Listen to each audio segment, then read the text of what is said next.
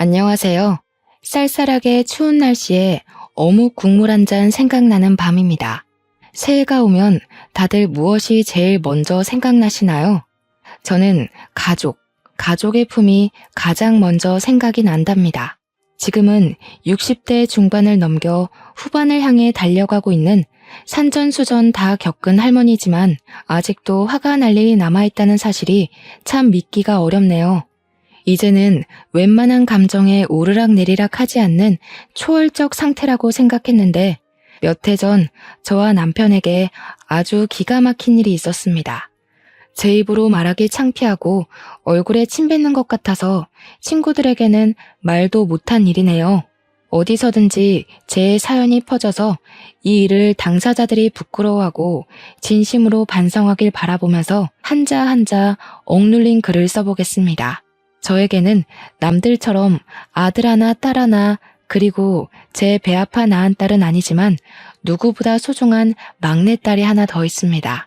말씀드렸다시피 제 배로 낳지 않은 딸은 바로 저의 시조카인데요. 평생을 제가 키웠습니다.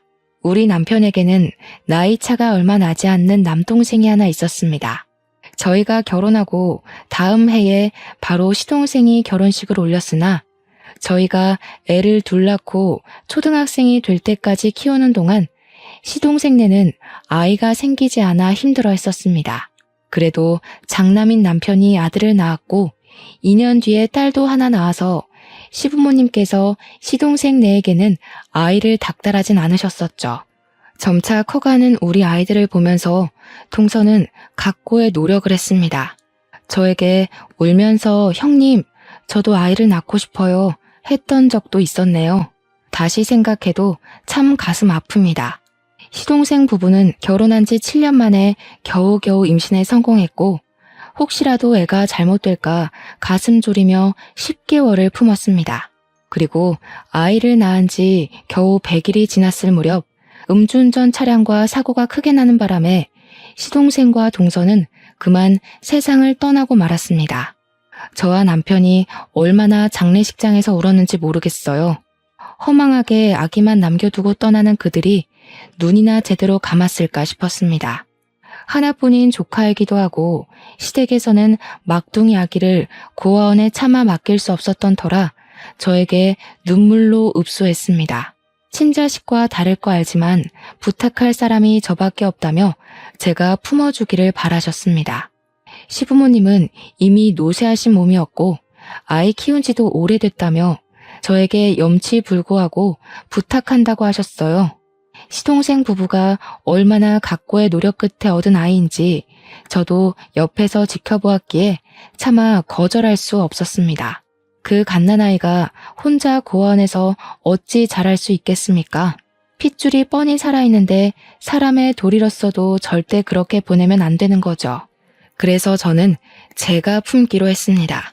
시부모님은 저에게 시동생 부부의 보험금을 주겠다고 했습니다.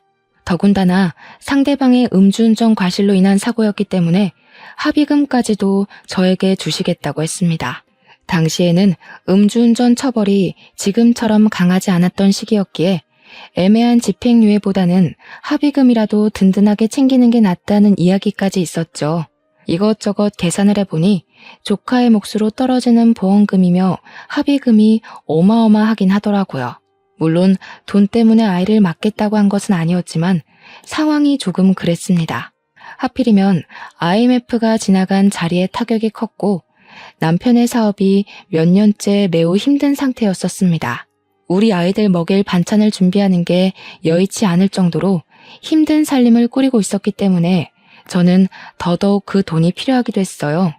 세간 살림 벅찬 와중에 남편도 저에게 은근히 모든 걸 다 받고 아이도 받아주기를 원했고요. 집안에는 빨간 딱지가 덕지덕지 붙어 있는데 그 돈만 있으면 빚도 갚고 남편 공장도 다시 한번 살려볼 수 있겠더라고요. 그 당시에 우리 아들하고 딸이 10살, 8살이었습니다. 처음에는 막내가 갓난아기니까 너무나도 신기해하고 좋아하고 예뻐해주고 그러더라고요.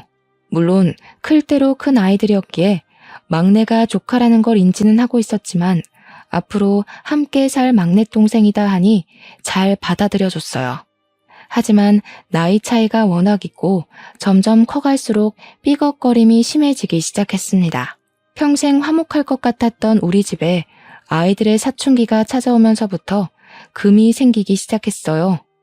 아들이 16살, 딸이 14살이 되었을 때 막내의 나이는 고작 7살이었습니다.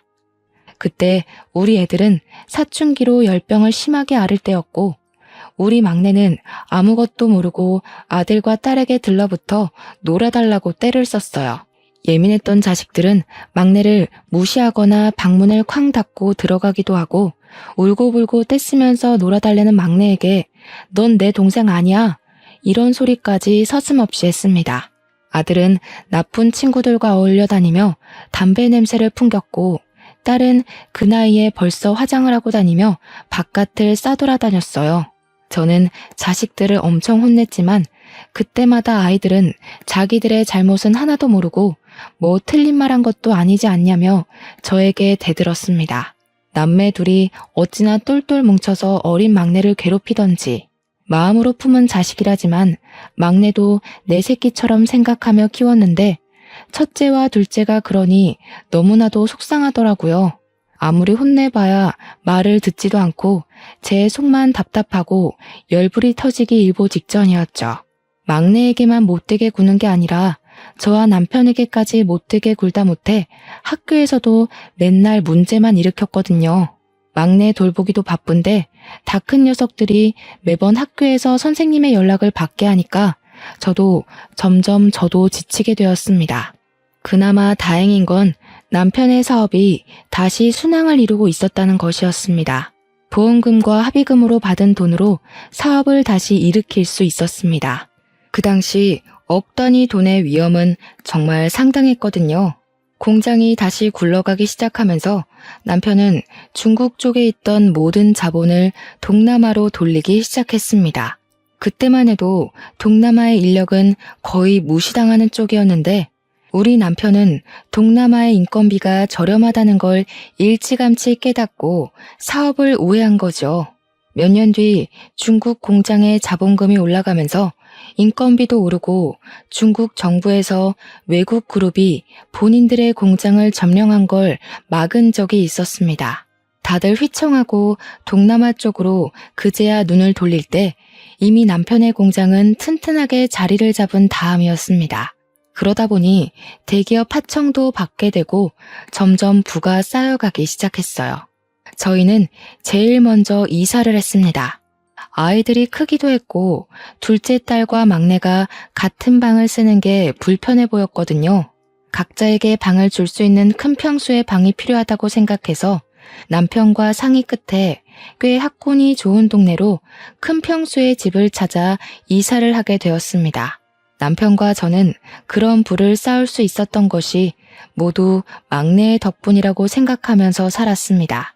우리 자식으로 호적까지 전부 정리를 해둔 상태였고 우리가 키운 거나 마찬가지였지만 그래도 친부모의 존재는 또 다른 거잖아요. 언젠가 때가 되면 우리 자식이 아니라는 말을 상처받지 않게 잘 돌려서 이야기를 해줄 생각이었어요. 원한다면 막내딸이 아니라 조카라고 불러주겠다고 마음까지 먹었죠. 그게 막내가 진심으로 친부모를 인지할 나이가 되면 다 그렇게 해줘야 하는 게 진리라고 생각을 했습니다. 늘 막내에게 감사한 마음이 있었고 오로지 막내를 위한 저희의 진심이었던 거죠. 그런데 우리 아들, 딸들은 어찌나 철이 없던지 자꾸 막내한테 넌 우리 가족이 아니라고 더부살이라고 이야기를 하더라고요. 고작 8살밖에 안 된 아이가 뭘 알겠습니까? 더부살이가 뭐냐고 저한테 물어보는데 저는 머리가 멍해지는 느낌이었어요. 그런 소리는 어디서 들었니? 하니까 언니랑 오빠가 말해줬대요. 자기는 더부살이라고 그랬다고. 그날 처음으로 저는 다 큰 자식들에게 매를 들었습니다. 어디 그런 소리를 막내에게 할 수 있냐고. 지금 우리가 이렇게 먹고 사는 게 다 막내 덕분인 걸 몰라서 하는 소리냐고. 가족으로 품고 이미 너희의 동생으로 호적까지 다 정리되어 있는데 어떻게 그런 철없는 소리를 할 수 있냐고 엄청나게 혼을 냈습니다. 막내가 다 커서 인지하고 상처받지 않을 나이가 되면 다 말해주려고 했는데 이런 식으로 초를 치기 있냐면서 제가 가슴을 퍽퍽 치며 이야기했어요. 막내에게 상처 주는 말을 뱉으면 너네도 쫓아내버릴 거라고 그런 말은 입에도 담지 말라고 했죠. 자식들은 그럼에도 불구하고 제 말을 이해하지 못한 건지 못하는 척하는 건지 친동생이 아닌 거는 사실이지 않냐고 대들더군요. 무려 고등학생, 중학생이나 된 것들이 고작 초등학교 1학년 아기한테 그런 소리를 뱉다니. 철이 없어도 너무 없는 것 아니겠습니까? 제발 입 다물고 중간만 해라. 더 많은 걸 바라지도 않는다고 했죠. 그렇게 어영부영 시간이 흐르고 흘러 첫째 아들은 대학 입시에 2번이나 실패를 하고 삼수는 못하겠다면서 21살이 되자마자 군대에 가버렸습니다. 19살이던 딸은 학교를 하도 안 나가는 바람에 진도도 못 쫓아가겠고 공부하는 인연이 없는 것 같다며 다른 걸 찾아보고 싶다고 했어요. 저는 딸의 미래를 위해 응원을 해주려고 했는데 이 계집애가 글쎄 다짜고짜 학교에 자퇴서를 내고 온 겁니다. 제 도장이랑 남편 도장까지 훔쳐서 자퇴서를 제출하고는 미용을 하고 싶다며 미용실에 취직을 했어요. 미용실도 미용실 나름이지 고등학교 중퇴자를 데려다가 제대로 월급이나 주겠습니까? 최저시급이라는 것도 없이 한 달에 돈 몇 푼 만지면서 하루 종일 샴푸하고 머리카락 쓸고 담고 있더라고요. 미용도 제대로 배울 마음이 없는 것 같았습니다. 하는 꼬락서니를 보면 알 수 있잖아요. 애가 정말 열정이 있어서 하는 건지 아니면 임시 방편으로 그냥 취직을 한 건지. 제가 미용 학원을 보내주겠다 했더니 배우는 걸 꼭 해야겠냐면서 설렁설렁 미용실로 출근을 하더라고요. 월급 받으면 그 돈으로 술 처먹고 클럽 가고 하면서 돈 다 날리고요. 12살이던 막내는 정말 제 배로 낳은 자식들과 다르게 자기 방 정리도 잘하고 알아서 학교도 잘 다니고 공부도 잘하는 그런 아이가 되었어요. 시동생 부부의 심성이 참 곱고 착했는데 그래서 그런지 막내가 딱 그런 성격으로 자라주었습니다. 하늘에 있는 시동생 부부에게 얼마나 고마웠는지 몰라요. 솔직히 그 부분을 많이 걱정했거든요. 아이가 엇나가거나 하면 제가 무슨 자격으로 이 아이에게 잔소리를 하고 훈육을 할 수 있을까 하는 그런 생각이요. 막내가 생각했을 때 자신의 처지가 불운하다고 느끼면 어떡하지? 혹은 친부모도 아니면서 왜 간섭이야 하고 생각할까 두려웠죠. 하지만 그런 제 예상은 완전히 빗나갔죠. 제 아이들보다 더 의젓하고 철이 든 너무나도 이상적인 방향으로 막내는 자라주었습니다. 개차반 같은 첫째와 둘째 밑에서 어떻게 저런 성격의 아이로 자랐나 싶고 이게 다 하늘에 있는 시동생 부부의 은혜가 아닌가 싶었어요. 우리 첫째 아들은 군대 갔다 와서 무슨 자격증 시험을 보겠다면서 학원을 가야 한다, 인터넷 강의를 들어야 한다, 교재를 사야 한다 하더니 그 돈 가지고 술이나 처먹더라고요. 허구한 날 술에 절어서 들어와서는 다음날 속 뒤집어졌다고 남편도 안 찾는 콩나물국을 찾고 앉아있고 하루는 학원비가 모자라대서 돈을 주니 그걸로 게임 머니를 샀더라고요. 휴대폰 소액 결제는 항상 가득 채워서 게임 머니 결제를 하고 정말 제 속이 터져나가는 줄 알았습니다. 22살 먹은 우리 딸은 미용실도 결국 때려치우고 편의점에서 아르바이트를 한다는데 버는 돈은 다 어디 갔는지 맨날 돈 없다고 징징거리고 저한테 용돈 받아가 남편한테 용돈 받아가 정말 자식들이라는 게 하나같이 어쩜 저럴 수 있을까요? 제가 전생에 어떤 업보를 지고 태어났길래 저런 자식들을 키워야 하는지 천불이 나는 것 같았습니다. 하지만 저의 유일한 희망은 바로 막내였어요. 중학생이 된 우리 막내가 첫 중간고사를 봤는데 무려 전교에서 7등이라는 등수를 하고 온 거예요. 행운의 7, 숫자도 너무 좋지 않나요? 학원도 한번 다닌 적 없었던 우리 막내가 교과서만 보고 공부를 했다는데 성적이 너무 좋은 거죠. 남편과 저는 막내의 성적표를 받고는 우리 집안에도 드디어 영재가 나온 게 틀림없다면서 엄청나게 좋아했어요. 막내는 그런 걸 무척 부끄러워했지만 그래도 내심 칭찬받는 게 좋은지 앞으로 더 열심히 해서 전교 1등을 하겠다고 했어요. 저는 정말 우리 막내가 너무나도 자랑스러워서 견딜 수가 없었습니다. 바로 막내와 남편과 머리를 맞대고 상의해서 종합학원을 보내주기로 했어요. 우리가 시동생 부부를 대신해서 서포트를 해줘야 한다고 생각했기에 학군이 좋은 동네라는 장점을 살려서 학원을 열심히 알아보고 제일 좋다는 학원으로 보내주었습니다. 그래서 우리 막내는 종합학원을 다니기 시작했어요. 돈 쓰는 보람이 있게도 우리 막내는 공부를 정말 쉬지 않고 했습니다. 오죽하면 제가 걱정이 되어서 막내 보고 쉬엄쉬엄 공부하라고 벌써부터 지치게 되면 고등학교 3학년까지 힘들 수 있다고 말릴 정도였습니다. 학교를 마치고 학원에 가면 오후 시간인데 거기서 또 밤 10시까지 공부를 하고 집에 돌아와서 씻고 11시부터 또 공부를 하는 거예요. 제발 밤에는 잠을 자라고 화를 내도 공부가 너무 재밌어서 자꾸 책을 보고 싶다지 뭡니까? 그게 또 제 아들, 딸이랑 너무 비교가 되는 거예요. 고작 중학생인 막내는 저렇게 본인 미래를 위해 열심히 하는데 성인이 된 아들, 딸은 게임에 술에 빠져서 정신 못 차리고 있었으니까요. 자격증을 따겠다고 매달 학원비, 교재비 달라던 아들은 누구보다 술을 잘 먹게 됐다면서 동네에서 자기를 술로 이길 사람 없다고 자랑이랍시고 이야기하고, 딸은 편의점 알바도 3개월 만에 잘려서 클럽 간다고 화장이나 떡칠하고 있고, 제가 참 자식 농사를 잘못 지었다는 생각밖에 들지 않더라고요. 그 와중에도 웃긴 게 뭔지 아십니까? 제가 우리 막내 하면서 최대한 서포트 해주려고 애쓰고 끼고 돌았거든요. 우리 남편도 막내 일이라면 그게 뭐가 됐든 발벗고 나서서 도와주고 싶어 했고요. 그걸 보고 14살짜리 애를 상대로 20대인 아들, 딸들이 질투를 하고 앉아있는 겁니다.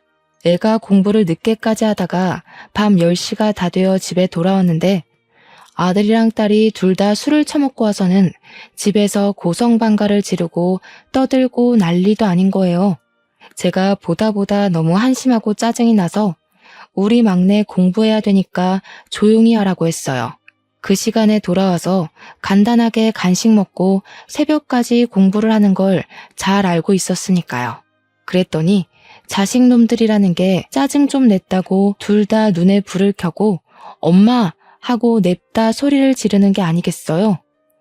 할 말 있으면 해봐라. 너네 공부할 때도 공부도 못하면서 신경질 부릴 때 누가 건드린 적 있냐고 조용히 하라 했죠.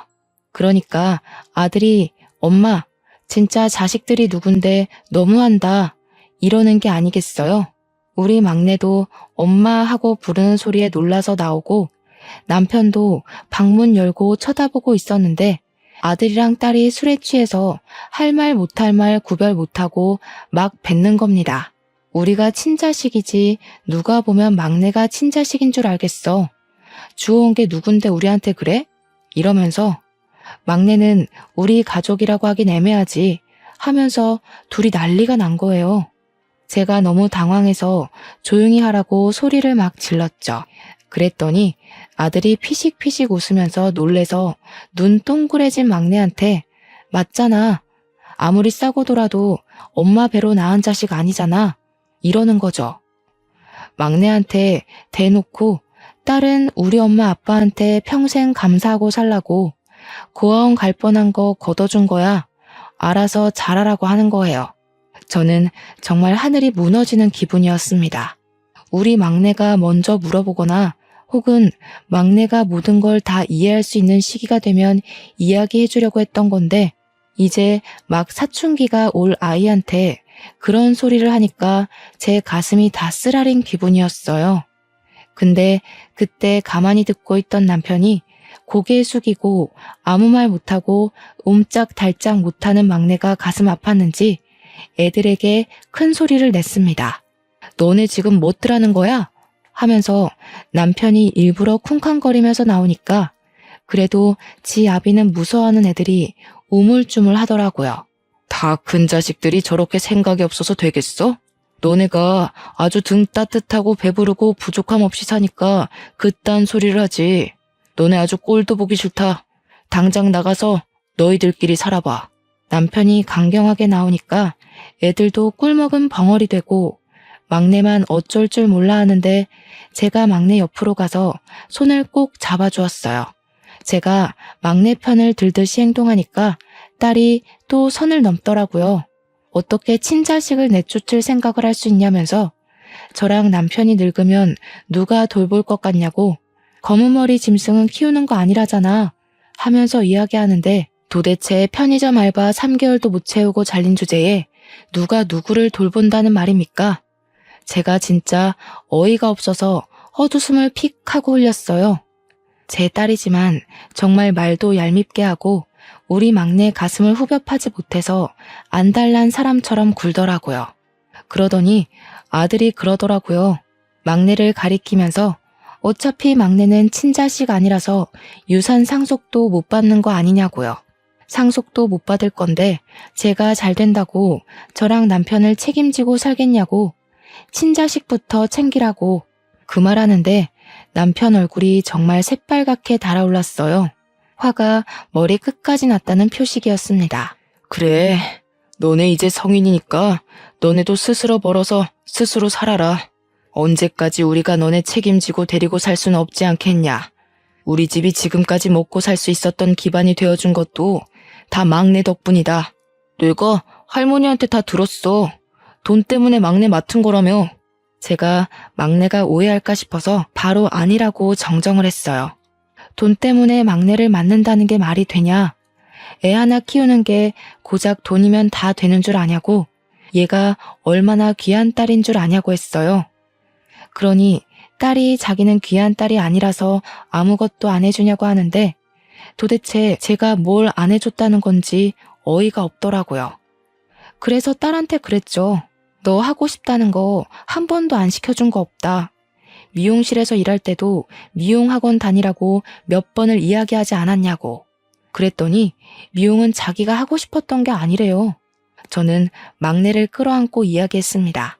시동생 부부가 얼마나 귀하게 얻은 딸인데 우리가 내칠 수 있냐고.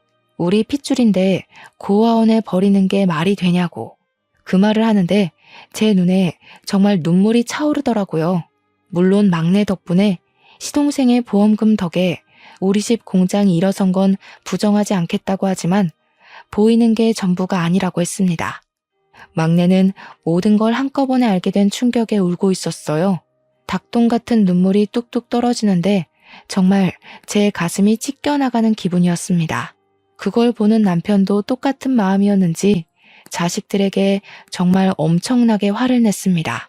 도대체 너희들이 여태 살면서 뭐 하나 똑바로 해본 게 있냐면서 아무것도 해낸 게 없는 주제에 뚫린 입이라고 짓거리면 단줄하냐고. 제가 하고 싶은 이야기들을 쏙쏙 골라서 하고 있더라고요. 그러더니 남편이 큰 결심을 내리고야 말았습니다. 너네 당장 짐 싸서 나갈 준비하라면서 고시원에서 살든 달방을 얻든 너네 힘으로 알아서 살아보라고 했어요. 그 나이 먹도록 대학도 못 가 공부를 하는 것도 아니야. 취업도 안 해. 언제까지 그렇게 할 줄 아는 거 없이 살 거냐고 바보 천치라고 했죠.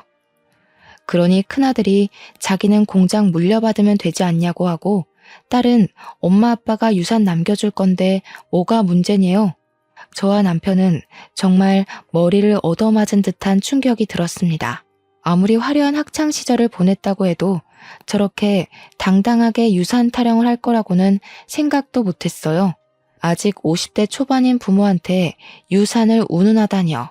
저희한테 돈을 맡겨놓은 것도 아니고 뭐 하나 자리를 잡은 것도 아니면서요. 남편이 꼴도 보기 싫다고 나가라고 하고 막내는 저에게 방에 들어가 보겠다고 하고는 방으로 들어가더라고요. 저는 이대로 보내면 안 되겠다는 생각이 들어 방으로 따라 들어갔습니다. 막내에게 진심을 다해 이야기를 했어요. 한꺼번에 많은 이야기를 들어서 충격을 받았을 거 안다고. 나중에 전부 다 이해할 수 있는 나이가 되면 이야기해 주려고 했다고. 이렇게 친부모의 존재를 알려주게 되어서 미안하다고. 사춘기로 예민할 텐데 마음 쓰일 거 다 안다고 토닥토닥 해주었죠. 그랬더니 막내가 자기가 저와 남편의 친자식이 아닌 건 이미 알고 있었대요. 아들이랑 딸이 맨날 그 이야기를 몰래 꺼냈고 어느 날부터 자기가 이 가족의 진짜 구성원이 아니구나 하는 걸 느꼈대요. 그래서 저한테 더 잘하고 싶었다고 오히려 저한테 죄송하다고 말하면서 오는데 정말 이날은 어떤 말로도 제 감정을 표현할 수 없어요. 비록 내 배로 낳은 건 아니지만 막내는 내 딸이 맞는다고 절대로 사이 틀어지지 말자고 약속까지 꼭 걸었습니다. 막내가 저한테 울면서 정말 보험금 때문에 저 키우신 거 아니죠? 하는데 저도 엉엉 울었어요. 절대 아니라고 너를 받아들이기로 한 순간부터 너는 내 딸이었다고 했습니다. 안 그랬으면 호적 정리도 안 했을 거라고 내 딸이니까 입양까지 한 거라고 이야기했어요. 물론 그 돈을 그때는 필요해서 썼다고 하지만 그 보험금만큼 우리가 벌어서 채워놨다고 너 성인 되면 줄 거라고 이야기를 했어요. 화들짝 놀라면서 아니라고 하는데 제가 그 돈 안 챙겨주면 나중에 시동생 부부를 무슨 면목으로 하늘에서 만나겠나요? 막내도 어느 정도 오해가 풀렸는지 공부를 더 하다가 자겠다고 하길래 방에서 나왔습니다. 아들이랑 딸은 방으로 들어가 숨은 건지 뭔지 보이지도 않고 남편만 거실에서 씩씩거리고 있었습니다. 그래서 저는 남편에게 어떻게 할 거냐고 물으니 뭘 물어보냐고 정말 내쫓아 버릴 거라고 하더군요. 고생도 해보고 정신을 차릴 거 아니냐면서 한 달 안에 취업해서 나가라고 저한테 신신당부하라고 전하더군요. 기숙공장에 들어가던 아니면 정말 모텔이라도 잡아서 나가던 이 집 밖으로 내쫓을 거라고요. 저는 남편 말에 솔직히 동의를 했어요. 우리 자식이라고 하지만 언제까지 망나니 짓 하는 걸 두고만 볼 순 없으니까요. 그래서 다음날 남편이 출근하고 슬그머니 밥 달라며 눈치 보면서 나오는 아들, 딸에게 이야기를 했습니다. 아빠가 한 달 안에 기숙공장을 가든 집을 구하든 취직해서 나가라고 했다고 딱 잘라서 이야기를 했어요. 그러니 애들이 놀라면서 어떻게 나가서 살 수 있겠냐고 엄마가 좀 말려줘 하면서 생떼를 피우는데 저도 딱 잘라 말했습니다. 입 조심하고 행동 조심 안 한 건 너희들인데 왜 나한테 그런 걸 바라냐고요. 제가 냉정하게 이야기하니 애들도 꿀먹은 벙어리가 되더라고요. 나가서 고생하면서 살아보라고 한 달 안에 취직하는 게 너희한텐 좋을 거라고 하고 밥도 그냥 김치랑 동치미만 줬어요. 반찬 투정도 못하고 우물쭈물하면서 대답도 제대로 못하더라고요. 그렇게 살얼음판 같은 2주가 지나고 딸은 무슨 빵 공장에 취직을 했다고 하고 아들은 콜센터에 취직했다고 하더라고요. 둘 다 죽겠다 하면서 은근슬쩍 눈치 보고 넘어가길 바라는 것 같았지만 남편은 칼같이 굴었습니다. 이제 너네도 부모의 그늘에서 벗어나서 살아보라고 하면서 월세 얻을 보증금 정도는 보내주겠다고 했어요. 정말 딱 500만 원씩 보내주고는 나가서 집부터 알아보라고 했습니다. 아들이랑 딸은 울며 겨자 먹기로 나가서 발품 팔아 원룸을 알아보더라고요. 저희 남편이 한다면 또 하는 사람이거든요. 그러니 사업가로서도 성공할 수 있었던 거고요. 물론 아들하고 딸한테만 돈을 주는 것도 형평성에 어긋난다고 생각했는지 막내한테도 용돈으로 쓰던지 알아서 하라며 500만 원을 보내주었어요. 막내는 이렇게 큰 돈은 필요 없다고 했지만 나중에 대학 가서 자취하거나 등록금 내는데 보태던가 요긴하게 쓰라고 주었습니다. 아들이랑 딸이 이사하는 날에도 남편은 코빼기도 비치지 않았어요. 저도 일부러 이사갈 집에 가보지도 않았고요. 이삿날까지 정말 나가야 되냐며 징징거리던 애들은 제가 빨리 짐 빼라고 하니까 결국 이사를 갔습니다. 그렇게 막내랑 남편 저까지 셋이 사는 집은 조용하고 평화로웠어요. 딱 3개월 지나고 집에 경찰이 찾아오기 전까지는 말이죠. 무슨 일로 찾아오신 거냐고 물어보니까 우리 첫째 아들 이름을 대더라고요. 우리 아들인데요. 하니까 글쎄 아들이 사기를 쳤는데 집 주소가 여기로 되어 있어서 찾아왔대요. 전입신고도 안 하고 살고 있었나 봐요. 저는 사기라는 말에 놀라서 무슨 일이냐고 물어보니까 우리 아들이 소액 사기를 쳤다는 겁니다. 중고나라 같은 데에 가짜 물건을 올려 파는 그런 걸 했다는 게 아니겠어요. 이게 한두 건도 아니고 무려 17건이나 걸려서 사기죄로 재판까지 가야 하는데 아들이 어디 있는지를 알 수가 없어서 수배 내려지기 일보 직전이래요. 저는 아들 원룸 주소를 경찰에게 알려주고 같이 찾아갔어요. 집에서 술 퍼먹고 퍼질러 자고 있더라고요. 이 시간엔 일해야 하는 거 아니냐고 하니까 취직한 곳도 2달 만에 그만뒀대요. 경찰서까지 끌려가는데도 술이 덜 깼는지 무슨 상황인지 제대로 인지도 못하더라고요. 경찰서 가서 취조하니까 그제야 울고불고 잘못했다고 비는데 25살이나 먹고 제가 진짜 쪽팔려서 얼굴을 들 수가 없었습니다. 경찰 측에서도 소송 건 사람들이 합의 의사를 밝혔다고 전과자 만들기 싫으면 합의하는 게 좋을 것 같다고 하더군요. 회사를 그만두고 월세 낼 날은 다가오는데 돈은 없고 그래서 사기를 쳤다고 하더라고요. 남편이랑 저는 어쩔 수 없이 합의를 해주었습니다. 정신 똑바로 차리고 살았으면 해서 내보냈더니 더 큰 사고를 치고 올 줄 알았겠어요. 첫째 아들이 그러더라고요. 앞으로 막내한테 허튼 소리 안 하고 괴롭히지도 않을 테니까 집에 들어와 살게 해달라고요. 남편이 그건 절대로 안 된다고 못을 땅땅 박더니 남편 공장에 출근해서 일을 하라고 하더군요. 사기죄로 고소를 한번 당했던 아들은 정신 차리고 남편 공장에 취직해서 출근을 하기 시작했어요. 속절없이 시간이 더 흐르고 우리 막내가 16살이 되었는데 학원을 다닌 뒤로 성적이 더 많이 올랐어요. 전교 1, 2등을 하는 막내의 진로 상담을 위해 학부모 상담에 가게 되었는데 특목고에 보내는 게 어떻겠냐고 하시더라고요. 과학고등학교를 생각하고 있었다는 막내의 말에 저희 부부는 전적으로 지원을 해주기로 했습니다. 성적 관리도 잘 된 편이고 경시대회 수상 이력도 있어서 지원해도 좋을 것 같다는 말에 냉큼 결정을 했어요. 막내의 성적이 좋다고 하니까 남편이랑 저랑은 신나서 동네방네 자랑을 하고 다녔죠. 그런데 또 한 번 사건이 일어나게 되었습니다. 바로 빵 공장에 다니고 있던 딸에게 연락이 왔는데 할 말이 있다면서 집으로 찾아오고 싶다고 하더라고요. 무슨 일 때문에 그런가 했더니 글쎄 딸이 웬 남자랑 같이 집에 들어서는 게 아니겠어요? 딸이 온다고 해서 아들도 부르고 막내도 오래간만에 학원 쉬고 집에서 기다렸는데 딸이 배가 불러서 나타난 거죠. 딸이 당당하게 결혼하겠다고 애아빠라면서 남자를 소개해주는데 누가 봐도 정말 사기꾼처럼 생긴 놈이었어요. 얼굴에 버터 바른 것처럼 생겨서 왜 이 사람 저 사람 다 꼬드기게 생긴 그런 사람 말이에요. 남편이랑 저는 너무 당황해서 아무 말도 못하고 딸아이 배만 바라보고 있었습니다.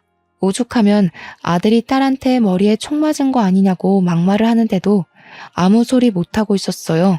이미 임신 6개월이라고 배를 쓰다듬는데 우리 딸 고작 25살이었단 말이죠. 혼인신고도 이미 했고 혼수만하게 돈을 보태달라고 찾아온 거였더라고요.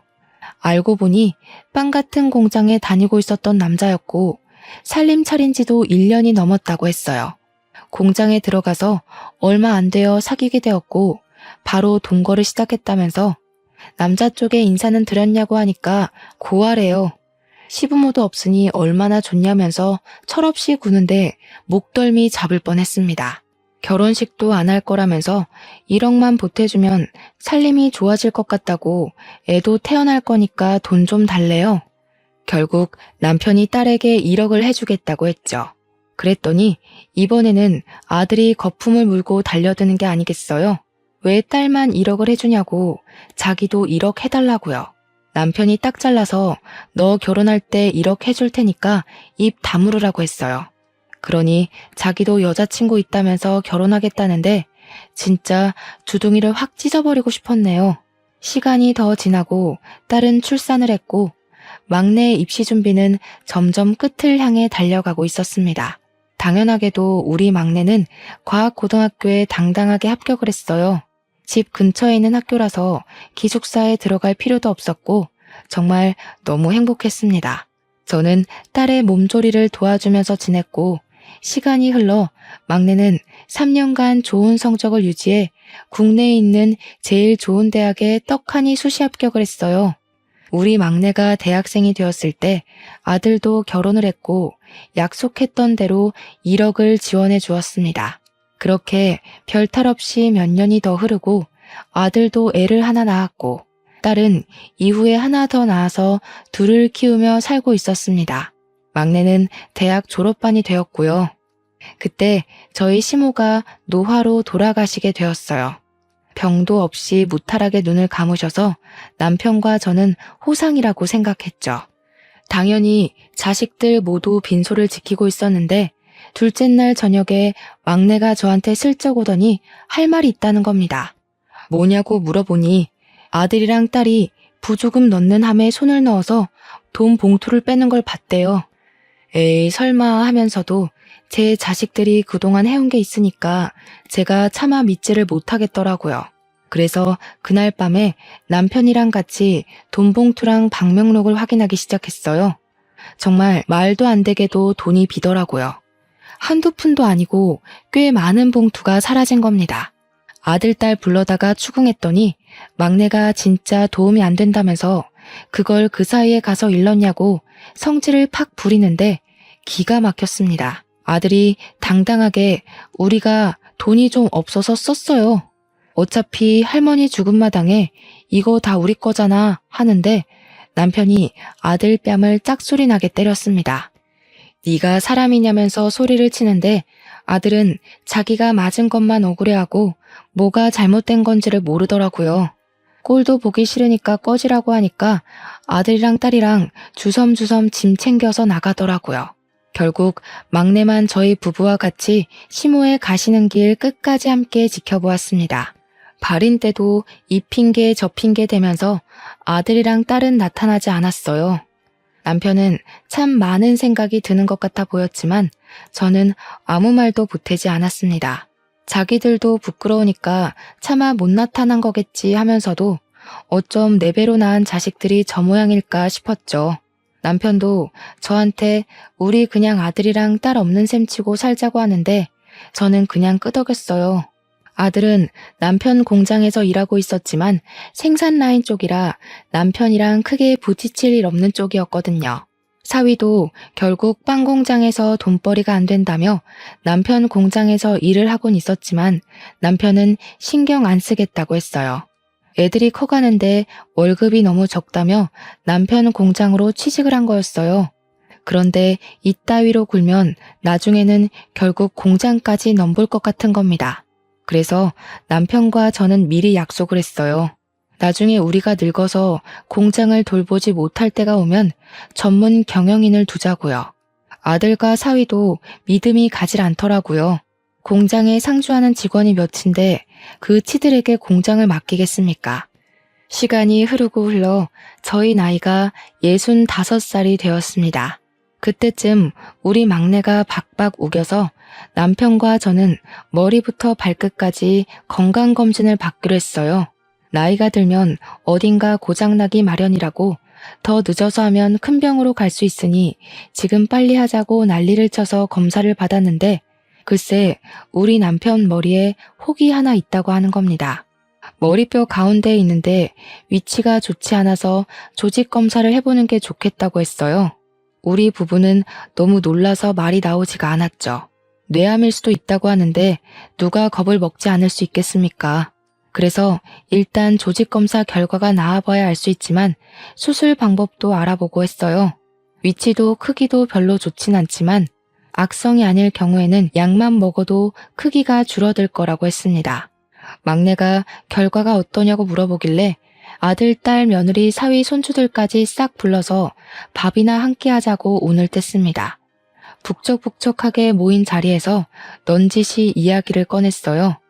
결과가 정확하게 나오지 않았다는 말은 생략하고 머리에 암 같은 게 보인단다 하고 운을 뗐더니 아들이 놀래더군요. 근데 하는 말이 가관이었습니다. 그러면 공장은 이제 내가 물려받는 건가? 저와 남편은 아들을 바라보고 아무 말도 못하고 있었죠. 뇌암일 수도 있다는 부모 앞에서 공장 타령을 할 때입니까? 그런데 진짜 기가 막힌 일은 딸과 아들이 싸우기 시작하면서부터였습니다. 공장을 왜 오빠가 물려받아? 오빠는 생산 라인 쪽이고 우리 남편이 사무직인데 당연히 더 똑똑한 일을 하는 우리 남편이 물려받아야 공장이 돌아가지 않겠어? 저는 이게 다 무슨 소린가 싶어서 아들이랑 딸한테 제대로 이야기를 해주려고 했는데 남편이 제 손을 딱 잡고 말리더군요. 무슨 말을 하는지 일단 드러나 보자고 하는데 진짜 황당했습니다. 형님보다야 제가 운영은 더 잘하지 않겠습니까? 제가 사업 수완도 좋고요. 어머? 우리 남편이 장남인데 당연히 남편이 받아야죠. 어디 위아래도 없이 따지고 들어? 딸은 출가 외인인 거 몰라? 당연히 내가 맡아서 해야지. 아버지, 제가 공장 받으면 아버지 병원비 정도는 제가 책임질게요. 그래, 그럼 오빠가 공장 받는다고 치고 나는 뭐 줄 건데? 우리 이러지 말고 이참에 유산 정리부터 똑바로 하는 게 어때요? 막내 너는 우리 집 핏줄 아니니까 탐낼 생각하지 말고. 그래, 맞지. 친자식도 아닌데 숟가락 얹을 건 아니지?